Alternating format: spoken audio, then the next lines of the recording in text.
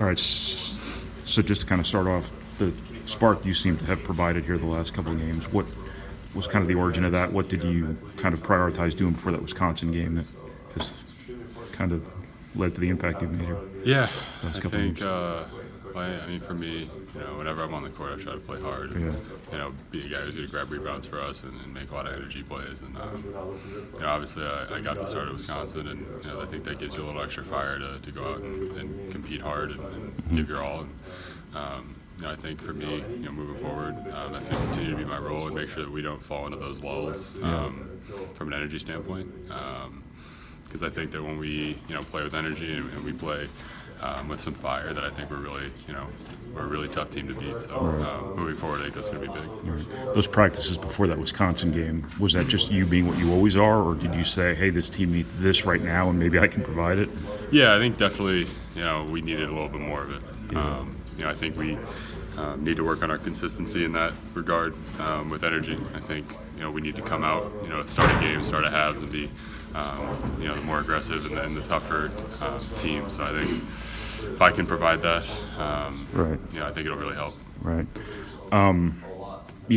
Obviously much has been made about the road results this season in terms of the energy to start the games. Yeah. Can you be part of the solution there? Yeah, I think definitely. I think all five guys on the floor, because really at the end of the day, one guy can, not bringing energy can kind of bring everybody down. And not that that's necessarily been the case, but we need to focus and really lock in on that aspect, because shots aren't going to fall and we're going to make mistakes, but there's no reason why we can't box out every time and why we can't make the energy plays and get the loose balls and things like that. So. Right. Just between you and Proctor both, it's just a stage of the season where senior urgency starts to take hold too. I mean, yeah, you kind of start to realize that you don't have a lot of opportunities left. Right. For me, obviously, it's my fifth year, it's Shahad's fifth year, and it's Tommy's last year. So for us, it once you kind of see that there's only 10 games left on the schedule, and you're in a precarious position in terms of being in the NCAA tournament or not. Yeah. It definitely creates a heightened sense of urgency. And, we want the whole team to have that, and we think that we do right now. We know that we don't have any more margin for error moving forward. So, right. Just sort of out of curiosity, kind of speaking generally, when you're a guy who is a senior but didn't go the whole way at the school you're at, when and where does investment come from? You know what I mean? Like when you're not the guy who was there right away in the junior or freshman year, at what point do you feel like you're part of this and you're completely invested in it? Does that make sense? Yeah. The thing now is that you spend so much time, from the second you get here. I came, I spent 3 years at Dartmouth, right. Even though I only played 2.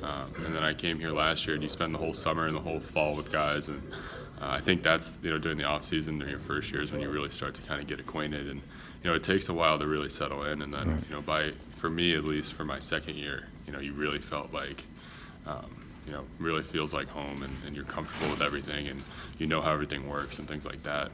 But from an investment standpoint, the second you kind of walk into that locker room, you should be all in, and if you're not, then college basketball is really not the right place for you, because if you're not all in, it's miserable. So, right.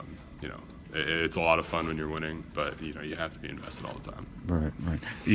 Just kind of the common denominator too between you and Jihad is this hasn't always been a straight line. What kind of got you through some of the ups and downs here, and what does it say about you that you're playing some of your best basketball right now?